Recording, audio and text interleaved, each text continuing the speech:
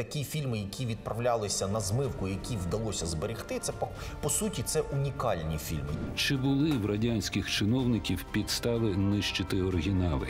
Здається, що це минуле було тотально російськомовне, а це не так. В автентичному варіанті актори на майданчику говорили українською. Київська кіностудія продукує фільми виключно на неукраїнському матеріалі і про українську мову навіть не йде. Хрущов обурився. Як? Так не должно бути. Більшість фільмів Київської кіностудії були зняті українською мовою, але ви зараз не знайдете цих копій.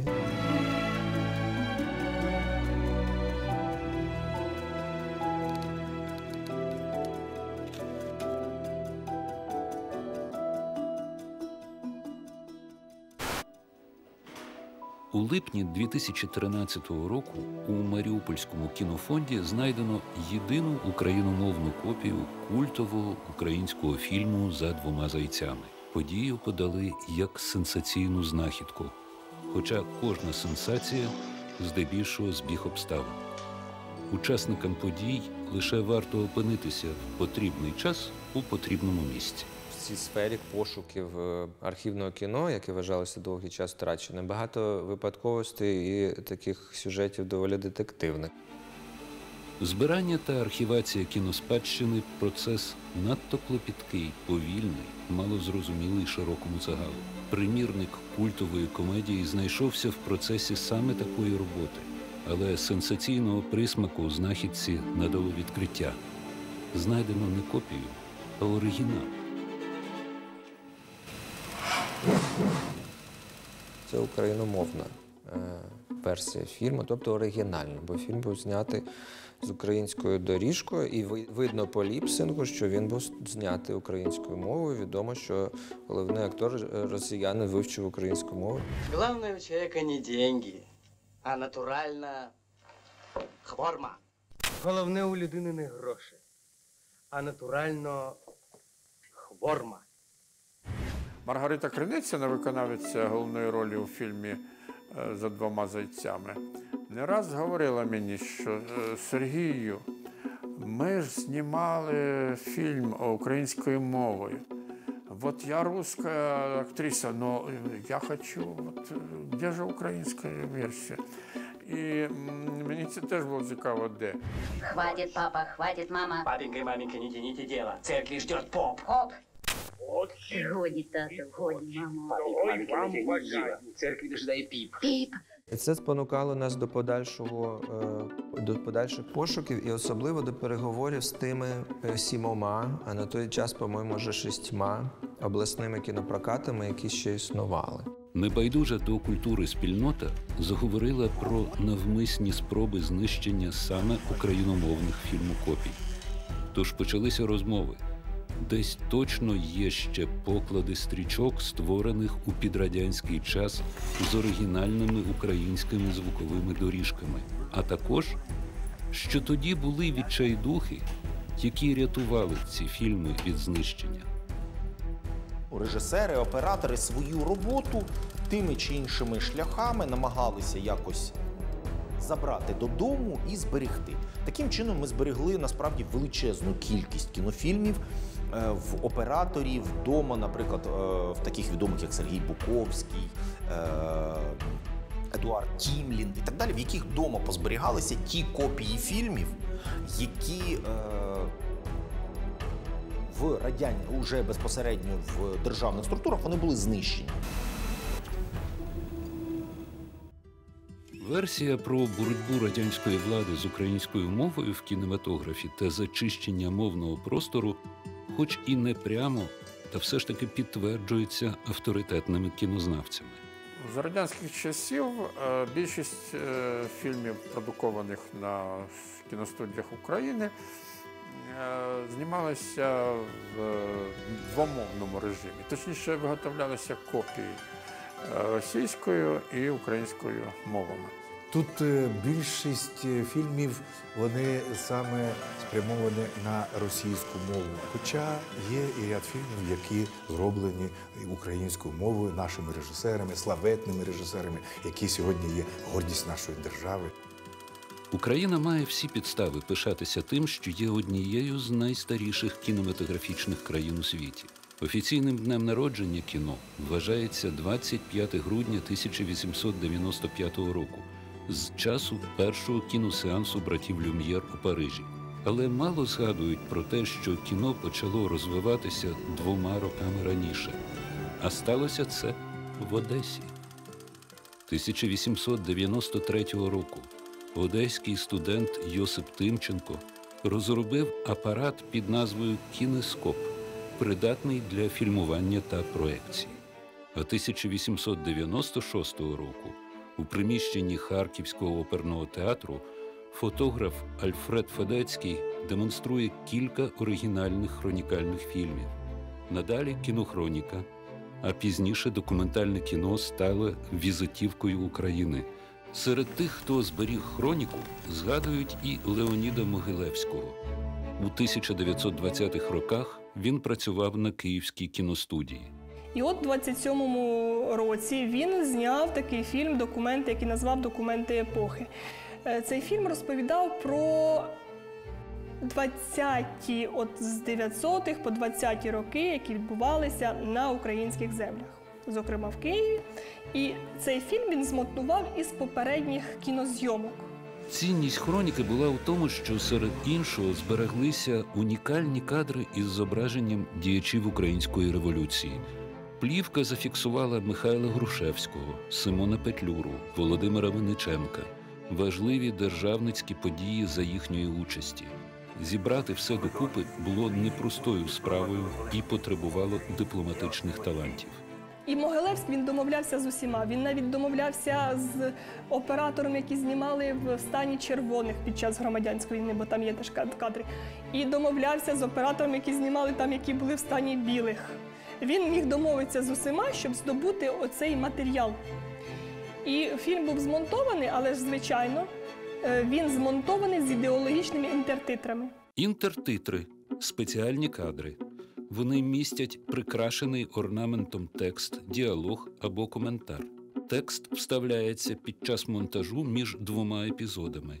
Мета – роз'яснення сюжетних поворотів або передачі іншої інформації глядачеві.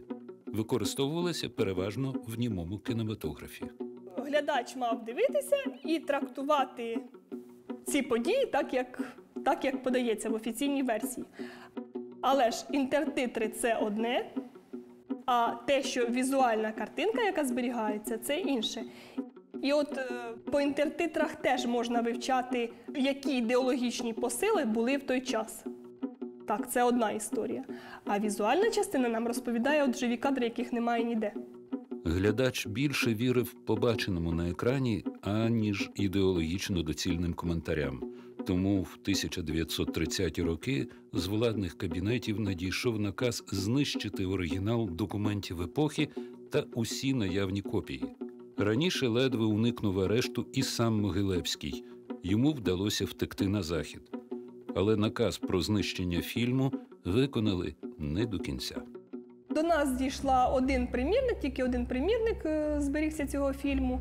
Він зберігся так дбайливо на Київській, до 56-го року на Київській кіностудії. Він зберігся під час Другої світової війни, він був евакуйований, привезений, і от він зберігається в нас до цього часу. До нього доклали масу зусиль архівісти, щоб його реставрувати, потім перевести на триацетатну плівку, потім оцифрувати, потім зараз вже перевести в К2, в цифрову нову якість, щоб якомога більше користувачів могли з цим документом познайомитися. А доля знімальної групи трагічна.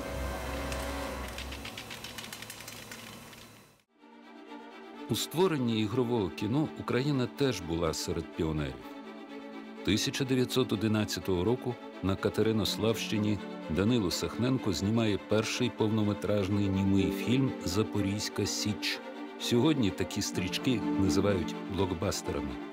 І це був перший блокбастер в історії українського кіно. Багато фільмів знімали в Одесі у 1920-ті роки.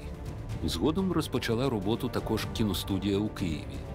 Але німе кіно, створене українцями в Україні, на початках супроводжували винятково російські титри. Розумієте, 1920 рік. Ситуація в державі, отой Радянський Союз, оті вимоги і так далі. Тому наші вимушені були переходити на російську мову. Офіційний курс радянської влади на українізацію 1920-х років ситуацію змінив на краще. Від 1926-го на студіях Одеси, Києва і навіть Ялти оригінальні версії німих стрічок виходять із українськими титрами. Потім, якщо цей фільм, як ми знаємо, були категорії так звані, да, там, що категорія республіканського прокату, тоді він залишався з українською доріжкою. Але якщо фільм проходив цензуру і було рішення головреперткому, наприклад, його весь Радянський Союз поширювати, тоді створювалася російськомовна версія. Багато з них за роки, що минули, справді зникли.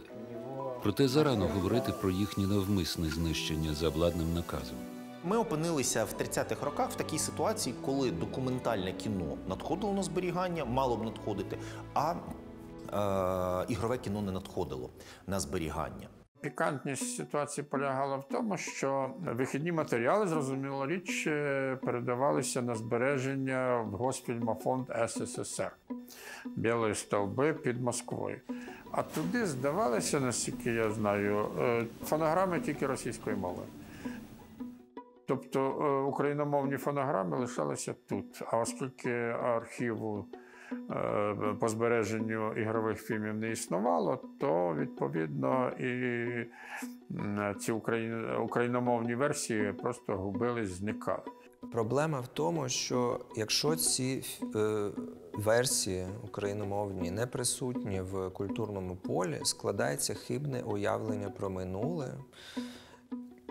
Здається, що це минуле було тотально російськомовним. А це не так. Знайти більшість зниклих стрічок тепер уже неможливо, адже плівки зберігали за неналежних умов. Чимало копій зіпсував грибок. Хоча хранителям і тут вдавалося врятувати унікальні архіви. Основний масив Маріупольського фільмофонду був цікавий тим, що там був майже всі фільми Леоніда Лукова, бо він донеччанин, і він їхня така кінематографічна легенда. І, власне, Луков був тою затравкою, з якою до мене звернулася Жанна Ігорівна, бо у нас майже не було Лукова. У нас є перший фільм його «Італійка», німе кіно 31-го року, і пізніше його фільми соцреалістичні, у нас їх не було. Більшу частину з них він зняв на російських кіностудіях, але все одно він, як український режисер, мав бути представлений. З появою звукового кіно мова зазвучала, проте знову російська. Адже українізацію згорнули.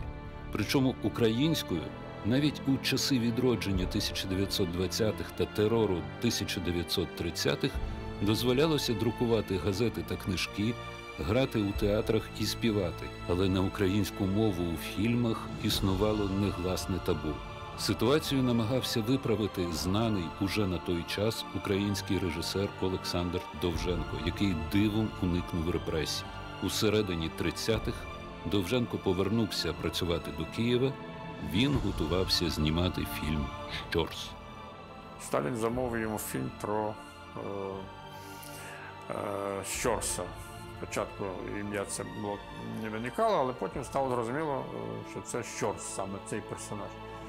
І в 1938 році Україну і Компартію очолив Нікіта Сергійович Хрущов. І Довженко з ним доволі швидко так заприязнився, на коротку ногу буквально прийшов. І він почав йому, з властивою йому енергією, Довженко, пояснювати, що подивіться, Київська кіностудія продукує фільми виключно на неукраїнському матеріалі, і про українську мову навіть не йдеться. Хрущов обурився. Як? Так не должно бути. Довженкові вдалося допомогти бодай часткового звучання в «Щорсі» оригінальної української. Ти дивись, командуй як слід. Постараюсь, щоб порядок був. Чуєш? Чую. А коли хто не так, підніготь. Також київська студія запустила кілька суто національних стрічок. Серед них Богдан Хмельницький, а планувалися Тарас Бульба і Довбуш. Але Довженкова ініціатива лише тимчасово збіглася в часі з потребами партії. Напередодні війни, тим більше, що десь тоді патріотизм почали трошки підігрівати, якби розуміючи, що на патріотизмі компартійному, комуністичному тут далеко не поїдеш. Треба і в українців підігрівати український якби, патріотизм, росіян російський. Дозволена українська тематика в українському кіно не означала можливості робити звукові доріжки стрічок 100% україномовними. Після смерті Сталіна та початку політичної відлиги фільми, створені українськими студіями, мали містити українську звукову доріжку. У нас зберігається фільм Олександра Муратова «Чи вмієте ви жити?», де серед інших грає Ширвінт, наприклад. Там є плеяда російських акторів, які у нього грають. Чудове кіно, слід сказати, експериментальне таке, дуже цікаво знято, операторська робота. Воно українською мовою. Там Ширвінт говорить українською. Ну, ясно, він передубльований. Що з вами? Марення, іхтіозавра. Знаєш, Наталю, хочеться чогось такого, ніби глибокодумної легковажності. Російськомовної версії немає. На цій хвилі на початку 60-х років і були створені фільми оригінальні, читай, українські версії, яких було втрачено. Але чи були вони свідомо знищені? А головне, чи були в радянських чиновників підстави нищити оригінали? І тут варто повернутися до комедії «За двома зайцями». Якось глядачі зі спеціальною освітою почали помічати, у деяких епізодах актори роблять ротом рухи, однак жодних звуків немає. Мама, снимайте этот мещанский платок и одевайте этот чепчик. А вы, папа, этот галстук. Да куда же она? Куда? Так виникла підозра. В автентичному варіанті актори на майданчику говорили українською. Мамо, знімайте цю міщанську хустку, одягайте цього чепчика. А ви, тату, цього галстука. Та куди ж вона? Куди? Така зараз мода. Тоді ця копія стала небажаною як для влади, так і для частини тогочасного суспільства. Київ було російськомовне місто, і людям здавалася ця умова чи вимога знімати українською штучно. В російськомовних регіонах люди писали заяви на своїх дітей, щоб дітей відсторонили від вивчення української мови. Створювався певний такий суспільний консенсус, безумовно, як свідома політика державна з знищення або гетоїзації української мови, що вона не мала мати широкого суспільного прояву, а тільки в якихось дуже таких репресованих таких от царинах, на кшталт там етнографічного мистецтва або якихось національних колективів або що. У згаданий час на Київській студії знімають ще 2 фільми, які мали україномовні версії. В обох зіграла Людмила Гурченко і всюди говорила та співала своєю рідною українською мовою. Що плаче, сміється і мре, і оживає. Одну з цих стрічок зняв після тривалої опали Іван Кавалерідзе. Вона мала дещо скандальну назву «Повія». Мав доволі великий успіх в прокаті. Ну, більшість багатьох радянських людей саме слово «повія», «гуляща» якби мобілізувало. Ну, про гуляще, про повію, нічого собі. До речі, фільм смішно, але фільм був заборонений дітям до 16. Повія. Ну, російськомовна версія у нас є, да. А україномовна? Ні, ми не знайшли. Це була велика моя така, ну, як би сказати, ідей-фікс, віднайти цю копію. І ми шукали її у львівському кінопрокаті, тому що логічно було, що україномовні копії, безумовно, за регіонами розподілялися. І, скоріше за все, в Маріуполь, що й дивно, чому в Маріуполь попала україномовна копія. Ще один тогочасний фільм із Гурченко – «Роман і Франческа» Володимира Денисенка. Основним варіантом був україномовний. Хлопці, похож на нашого дюка в Одесі. У дозвільному посвідченні від 9 лютого 1961 року вказано, що стрічка призначена для всякої аудиторії всієї кіномережі. Стрічка «Роман і Франческа» стала одним із лідерів кінопрокату. За результатами глядацького голосування, проведеного загальносоюзною газетою «Совєтська культура», Олександра Білаша визнали композитором року за музику до фільму.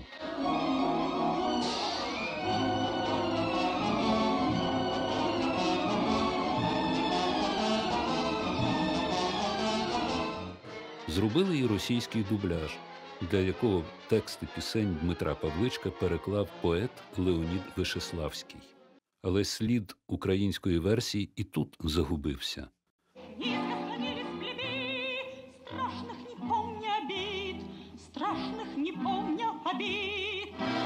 Щодо можливих причин втрати цього та інших оригіналів є різні припущення. Окремим елементом оцього знищування був такий собі елемент, який називається змивання плівки. Хімічними реактивами просто змивалося все ось це зображувальний слой, плівка поверталася на переробку, і фактично ми втрачаємо фільм. На змивку відправлялися фільми, які пройшли вже в свій прокатний період, от вони відбули прокат, далі вони вже коштів від них держава не отримувала. І фільми, які відправлялися на змивку, які вдалося зберегти, по суті, це унікальні фільми. Їх не так багато збереглося. І все ж таки випадковості не випадкові.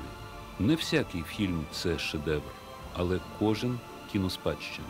Та загалом зразок культурного спадку, який є артефактом епохи, фіксує її і разом із тим формує ідентичність творців. Знищення оригінальних версій не лише українських фільмів під виглядом мотлоху було частиною радянської державної політики. Мова оригіналу, тобто, як тоді називався регіональний язик, тобто українська мова, наприклад, там, чи туркменська, чи азербайджанська, фільми цією мовою, вони, як правило, залишались на місцевому рівні, і вони доволі швидко знищувалися, а залишався фільм з дубльованим перекладом російською мовою.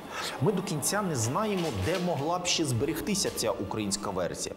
На цьому тлі україномовна версія комедії «За двома зайцями» в певний час зробилася підозріло антиросійською, бо кидається в очі та вуха сатира на русифікаторську політику, адже говорити російською усім її героям вдається дуже погано. Зате українська звучить природно, але є інша версія зникнення українського оригіналу. Вона теж не відбілює політику русифікації, проте показує іншу, фінансову її причину. От україномовний фільм, який направлявся на перегляд до Одеси за відповідним партійною зверненням, він міг бути вилучений з вимогою щодо того, що нам не потрібен для показу україномовний фільм, оскільки наше населення не розуміє і, будь ласка, нам пришліть російськомовну версію. Мовні правила диктував кінопрокат. «За двома зайцями» в оригінальній версії мали другу прокатну категорію. Це значно обмежувало кількість закладів для показу. Не рятували ситуацію питомо українські регіони. Такі позиції ми бачимо по Рівненській області, такі позиції ми бачимо по Тернопільській області, по Івано-Франківській області. Коли україномовні фільми, ще на стадії, коли вони знаходилися в обласній конторі кінопроката, вони вилучалися і натомість вимагалося, щоб туди завозилась російськомовна копія. Проте загалом пошуки нагадують своєрідний кіноархівний детектив. І поки тут працюють здебільшого приватні детективи, які шукають докази того, що українська ідентичність свідомо підмінювалася радянською саме через мову кіно. Коли ми беремо, наприклад, каталог цих фільмів, їх було знято більше 120 за період вувку, від 22 до 30 року. І проаналізуємо, якою мовою там збережені титри. Ми побачимо, що в 95% випадків це російська мова. Але оригінально в 100% випадків це була українська мова. Знайти і зберегти треба все, що можна знайти і зберегти. Інакше підміна історії стане в нинішній Україні такою самою нормою, якою була в радянській. Більшість фільмів Київської кіностудії були зняті українською мовою, але ви зараз не знайдете цих копій. Збережені тільки копії російської мови. Ми не віднаходимо ці фільми, не відновлюємо ці доріжки там, де можна це зробити, це відновлення. Ми, по суті, самі себе, як сказати, обкрадаємо. Пошуки тривають. І поступове повернення кіноспадщини дасть змогу зрозуміти, у невеселі для української культури часи не переводилися люди, які могли та вміли її створювати, попри всі перешкоди.